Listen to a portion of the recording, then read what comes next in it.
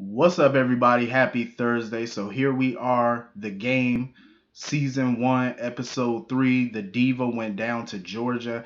I'm loving this revival of the show, the sequel to the original. I'm loving it. It has such a different vibe than the first one. Let me tell you something. I'm always gonna love the original game with Melanie and Derwin, Tasha, Kelly, Jason, Malik, that TT, that was the original squad. So I'm always gonna love that version. But I do like the growth of this new one though. Everybody's lives are in different places now. They're all older, dealing with new people, a new city, new league, new rules, just new drama. It's like I'm feeling it. I'm feeling the vibe of it. You're seeing a lot of them who have matured, some haven't, you know, and it's fun to watch.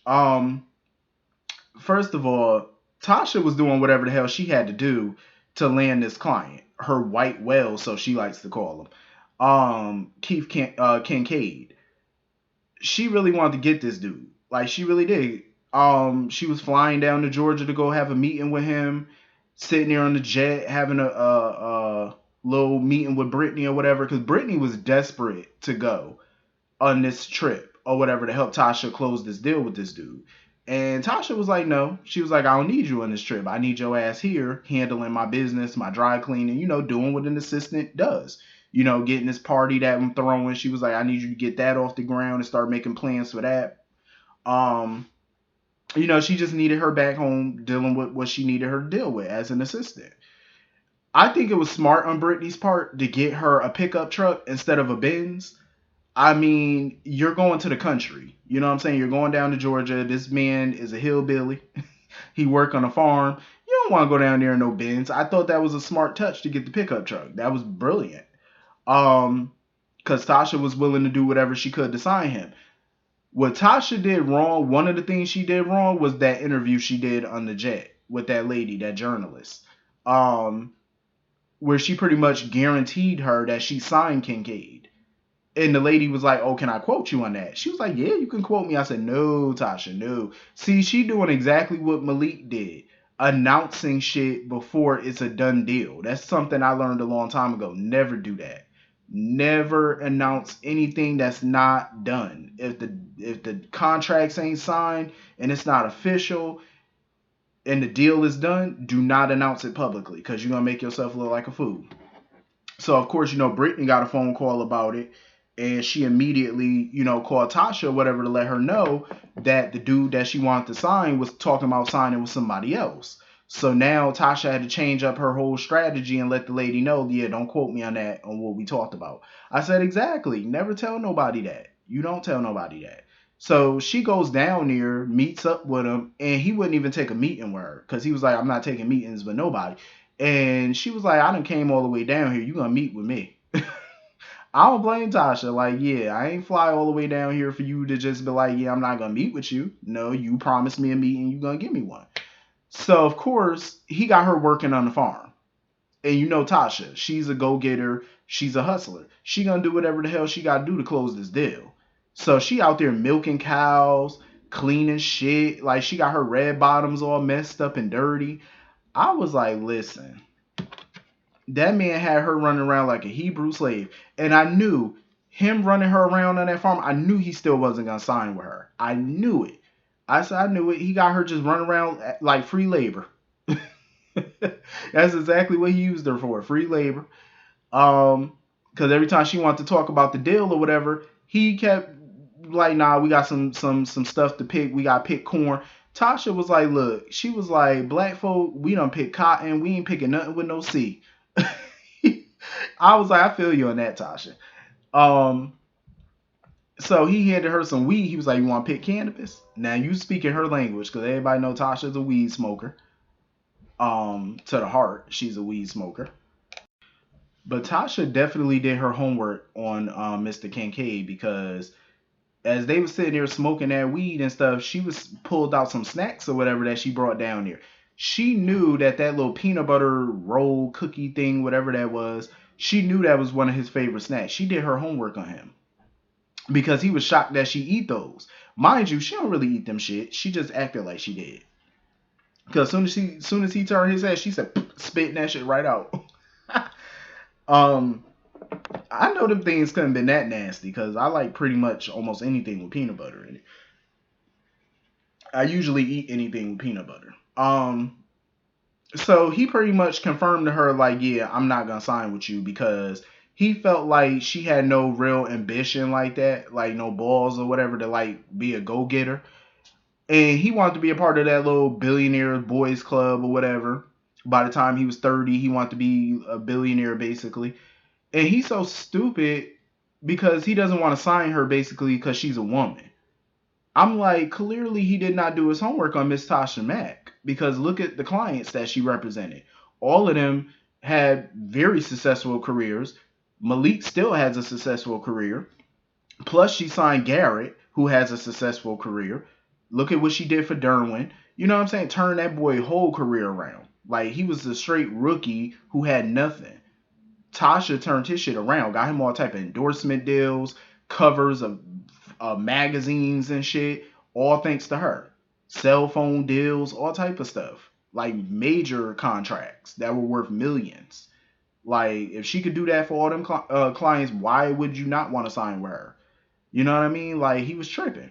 And then on top of that, she pulled out a drink that she had made, a mock up or whatever, what she could bring to the table. One of the deals that she could have brought to the table was his own drink, Kincaid Aid. Basically like a Powerade or a Gatorade or something like that. He would have had his own sports drink. She basically told him, she was like, fool, I could have made you a billionaire by the time you was 25. He was stupid as hell not to sign with her. But I got a feeling though he gonna be calling her. He definitely gonna be calling her because she brings a lot to the table. Tasha definitely do. They better check her resume. Tasha is nothing to be played with. Um. So anyway, moving on from that, Brittany, Lord have mercy. I get her ambition. Like she really has a lot of ambition. Like she brings something to the table. She's smart. She's a hustler. She's a go getter. You know what I mean? Like she capable. But she's pissed that Tasha basically won't include her in her business deals and stuff and bring her in. I'm like, you were hired as an assistant. You got to crawl before you can walk. And besides, Tasha did that girl a major favor. For one, she's not telling her family that, you know, she's damn near $1 million in debt. She gave you a job. You know what I mean? Like, be grateful. You got to crawl before you can walk. You're not just going to be hired by somebody and think that you're going to be a part of their deals and be at pitch meetings and all that stuff. It don't work like that. Um, you just got to keep hustling and doing little things to show Tasha, take initiative. Do things that takes initiative to show her like you are getting to that point where you want to do more with her company, and help her out more and be a major player in that world. You got to do stuff like that. Um, but you could tell she is pissing Raquel off at this point. Like Raquel is so sick of her little bougie ass attitude, this little rich girl attitude she got. Like she allowed her to move into her apartment and she gonna sit here and throw stuff out. Like she threw a lot of Raquel stuff out. Even a trunk that had some mementos from her mother in it. I don't blame Raquel for being pissed. I would be too. Like you tripping now. You doing too much. Um so they went to the dump or whatever to go find her stuff or whatever, and there was a yo-yo in it. And Brittany was like, "Oh, I could give you $100 and get you a bunch of yo-yos and stuff." See, she didn't understand the significance of that yo-yo. You know what I'm saying? Her mother gave her that yo-yo. They moved around a lot. They struggled. She didn't grow up in a fancy life like Brittany did. She struggled. So that yo-yo was something that her mother gave her, and it's of sentimental value to her. So they sitting there checking the dumps and all that shit for it. Um, and they saw that this little badass boy had it, little Darius. This little boy needed an ass whooping. The way he was cussing at them, I said, "Oh hell no!" I would have got my belt. I would have wore his little ass out. You ain't gonna sit here swearing at me like you grown. And he had to be about probably 7 or 8 years old. I would have lit his ass up. Hell no. I would have lit his little behind up cussing at me like he crazy. Probably like 8 or 9 years old somewhere around here. I would have tore his ass off the frame cussing at me. Sitting here negotiating with a child. Talking about something, oh, I give you 40. That little boy said 50. I was like, for a yo-yo? For a yo-yo. I said, oh, hell no. I would have been like, Raquel, listen, I will buy you another one and tell you that it was from your mama. Because I was like, hell no. Not 50 for a yo-yo. So she's sitting there talking about something. She had cash app him. He was like, "Do I look like I got cash app?" His little badass. So Brittany went and got an autographed jersey of Malik's or whatever and gave it to him, and he was souped, happy about it. This little fool gonna get on his phone, call his grandma, talking about, "Yeah, I got a Malik Wright jersey. Oh, we gonna sell this and make a bundle." I was like, "Oh hell no." He a little hustler though, but he need his ass whooped, and he's sitting there talking to his grandmother. I'm like, "How old is his grandmother? 35?" Because you know these new age grandparents nowadays, people, used to be 60 and shit having grandkids. Nowadays, you become a grandparent when you like 32, 33, this new age shit. I ain't with it. Um, so yeah, Raquel, I like her because, she comes from a humble background. And I think she could be a good influence on Brittany because she needs that. She needs to put her in her place sometimes and put her in check because Brittany doesn't care about anything. That's the problem with her. She doesn't hold anything to value. She runs away, she from anything of value. And then her mom, Kelly keeps calling her. She keeps ending the phone call and she keeps running away from it because she don't want to talk to her mother because she know at some point she gonna have to talk to Kelly and Jason about this debt she in at some point. I think what she's trying to do is avoid it for as long as she can, or at least try to pay the shit down before she got to talk to them about it. I'm like, well, you can run all you want to, but eventually, if you don't answer their phone calls, eventually they gonna hop on that plane and come see you. They know you can't keep declining their calls forever now. At some point, they're gonna be on your ass. But I can't wait to see Jason and Kelly though. So anyway, Malik. Malik has matured a little bit. A little bit. I see a little growth for him. But he was acting a total ass on that golf course today. I'm like, what is you doing, Malik? Like, he was tripping. I'm glad that he brought, Jameson with him and stuff to the golf course because Jameson has a golf background. Dude was a champion in high school when he played golf, for his high school team or whatever. So he was good to have as a caddy and stuff. I think that was smart of Malik to bring him. Um, Downright ingenious, if you ask me, because the dude knew the game. He could help Malik, like he knew what club to give him for when, what shot. Because Malik was in way over his head with the Colonel. Because he went there with the Colonel and Garrett and stuff like that. He was in way over his head. First, Malik tried to bet the Colonel $5,000 a hole on the course. The Colonel was like, "Oh yeah, that's for players." He was like, "Owners, we bet $100,000 a hole." He let that man bait him because of his ego. Malik's ego and his emotions always get his ass in trouble. He always making knee-jerk decisions based off ego and emotion. I'm like, sir, ain't nobody about to play no $100,000 a hole. I don't give a damn how rich I am. I ain't about to do that, especially if I'm not that good at golf. Like, yeah, no, that's too rich for my blood. Um, so of course Malik took the damn hole. He took the deal, and he was like $300,000 in the red to this man. Like he owed this man 300K now. That's how much he lost. I was like, bruh. And I love the wisdom that Garrett has. Garrett is like one of my favorite characters right now in this show because I love the game he was spitting about, managing money. Like he was like, "Oh, I put my money in, real estate and bonds and all this." And this fool Malik was like, "Oh, I put mine in Bitcoin." Listen, I am not a fan. I know that cryptocurrency and Bitcoin, all this stuff be making people money. I'm just not big on that stuff. I'm old school. Like I'm more of a stocks, real estate kind of person. I would do that. You know what I mean? Like Bitcoin, crypto. I'm not educated enough to know all that. I gotta educate myself on that stuff. It just sounds like foreign language to me when people be talking about crypto and I don't know. I be having to figure it out. I got some people that be trying to tell me about forex trading. I'm like, listen, that's not my bag. So that's just not my thing. Um, but he better listen to Garrett though, because Garrett be spending game about this money now. He was like, listen, put that shit in some real estate. I said, yes, Lord. Get you some commercial properties, rent that shit out off, rent it out as office space or hair salons, whatever you want to do. Rent it out to local business people that want to start a business. That's how you capitalize to keep the income coming in. Like Garrett is smart. He know his shit.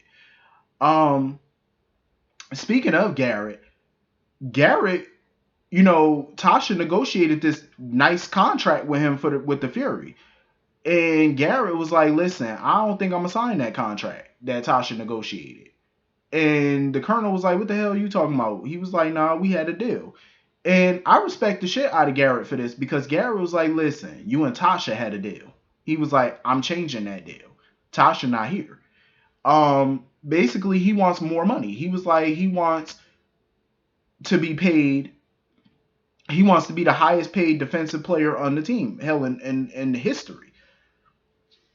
Um, because at the end of the day, he's sick and tired of the Colonel and owners of the team making money off the players' backs, and that's exactly what they're doing. Because he was like, at the end of the day, um, the Colonel made at least $500 million off the current season or whatever, off the team, off the players, $500 million, and he's sick and tired of these owners making so much money off the players. He was like, "Nah, I need to make more than that." Even though I'm pretty sure his contract that Tasha negotiated was already lucrative, he just feels like he knows his worth at the end of the day. He's not settling for less. I agree with that. Never settle. You know what I'm saying? Know your worth, but also don't overplay your hand. And you could tell that the Colonel was backed up against a wall because he knew that he needed Garrett on that team. Garrett is like one of the best defensive people he got. He need him. He won them, the playoffs and stuff. Like, he got them to the playoffs and all that stuff, so he need him. Malik was thinking like a player, an egotistical player and not an owner. He, throughout this whole episode, he has not been thinking like a businessman. He's been thinking like a player. Letting his ego and emotion get the better of him. He basically told the Colonel, "Oh, let's sit Garrett out. Let's sit his ass out there. That'll teach him." No, that's gonna teach you. Because if he's one of your best, why would you want to sit him out? Like, are you crazy? Malik was mad because at the end of the day, he feels he's the star quarterback of the team. He doesn't want a defensive player making more money than him. That's really what it was. And the Colonel had to put him in his place and let him know, you are about to be an owner after this upcoming season. You need to fucking start thinking like one. You can't sit out one of your best players that's making y'all the playoffs and making y'all money. You can't sit him out. That's bad business.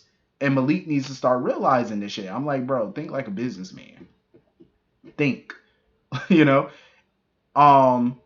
So when they got to the last hole, Malik pretty much made a deal with the Colonel. Here he go, another egotistical deal. He made a deal with him that if he missed that hole, if he missed that shot, that he would pay him double what he's supposed to pay him now. And if he makes the shot, then the Colonel has to let Jameson be a part of the training camp. That was a hell of a deal. It was a stupid one to make, but it was a hell of a deal. Because the Colonel made that deal because he knew Malik wasn't going to make that shot. And Malik definitely, he came close, but he just didn't pull it off. And the Colonel basically let him know. He was like, bro, you got to start making smart decisions when it comes to this team. You know what I'm saying? Like, start doing it when it comes to this team. He was like, because he doesn't want Jameson on the team because of the bad press it would bring them. Or the protesters or the hecklers calling him a rapist and stuff like that. That's why he don't want him on the team. That's why he didn't pick him at training camp. I mean, at the tryouts. He didn't pick him because of that. If it wasn't for those protesters and all that stuff, he would have definitely picked him. Definitely. But he felt like, nah, I can't pick him. That's bad business. I think he should though, because he's like one of the best on the team. Like, he's definitely one of the best newcomers. Even at that training, at that tryout, he was smoking them. Jameson was smoking them dudes, and the Colonel knew it. So now Malik feel like, he doesn't know if he could do this whole ownership thing because he doesn't speak their language. And of course, Ghost Caleb is basically telling him, fuck that. He was like, nah, you gonna do this. Fuck that. They really need to get Malik some therapy. Because he keep having little Caleb around and stuff, egging him on, little Ghost. But I'm liking this storyline with Malik because I definitely think, it's gonna bring awareness to mental health and stuff like that. So I'm loving where they're going with it. Where the hell is TT at though? I mean, I like Caleb and all. He cool as a ghost friend, but I need him to have his living friend here. Like, where is TT? They ain't even mention TT. Like, where he at? He back in San Diego still doing that food truck. Like, they need to bring him back. So yeah, like Malik, he just need to start thinking more. You know what I'm saying? Like, start thinking more like an owner. Honestly, I don't blame Malik when it comes to this whole no nut November bullshit. I agree with him on that. I'm like, how you go a whole month as a guy? Like, some women can go a long time, but some dudes, it's like, especially when you got a high sex drive and you used to getting some on a regular basis, how you go a whole month without doing that? Even ejaculating, like, you can't even, pleasure yourself because of the whole no nut November thing. I'm like, yeah, I get where Malik coming from. I don't know if that's possible. He's gonna try it though. He was like, he gonna definitely attempt it. Um, he even invited 3 chicks over to his crib and pretty much left them to go bring Jameson home, and that's unlike Malik. So he driving Jameson home or whatever, and he had to drive far too, because Jameson was in the hood. Um, so he drove Jameson home or whatever, and when he dropped him off, Jameson was looking like he was about to go into the little motel or apartments or whatever that is. But then he turned and went into this little messed up looking car, and I was like, homie is sleeping in his car. I could not believe it. I was like, wow. And I'm glad Malik seen him through his rear view mirror, like he seen him and stuff. So Malik turned around, walked up to the car. He was like, this is a worse hellhole than where you was living, where you was supposedly staying. Um, I'm super happy that Malik took Jameson under his wing and that he's gonna help Jameson out and let Jameson stay with him. Because, Jameson, of course, his pride wouldn't allow him to do it. Like, he kept, telling Malik, nah, I'm good, I'm straight. Malik was like, listen, I don't want to hear that shit. He was like, you coming to stay with me. Um, and the reason Jameson lives down there and stuff like that, and he's putting all his money to the training camp, trying to get better at his craft and make a team somewhere, because there's no hecklers, there's no protesters, there's nobody calling him a rapist over there. Them people ain't gonna come down to the hood to do all of that. That's why he like being down there. But I think it's remarkable that people like Tasha and Malik, who spent the last 15 years building up their careers and reputations, are taking a chance on him. You know what I'm saying? Because them hanging around him, signing him, all that stuff to the agency, that's gonna put a stain on their reputation with people. You know what I'm saying? And they're willing to take that chance on Jameson because he's that damn good. And I agree, he is that damn good. I think he's worth it. Um, Something is definitely brewing though between Jameson and Brittany. Like, they're definitely gonna hook up at some point. Cause every time they look at each other, she be staring him up and down. He be staring her up and down. I was like, y'all might as well just go ahead and do the deal. But I guess they trying to build it up or whatever. So I'm here for it. So yeah, I'm feeling this show. I really am. I love this revival. It's been amazing so far. Of course, the Colonel had to call Tasha and try to get her to reel Garrett in or whatever on his deal, because Tasha was surprised that Garrett turned down the initial offer. Like, he wants a better deal. So now she got to figure out how to get him to accept the initial offer.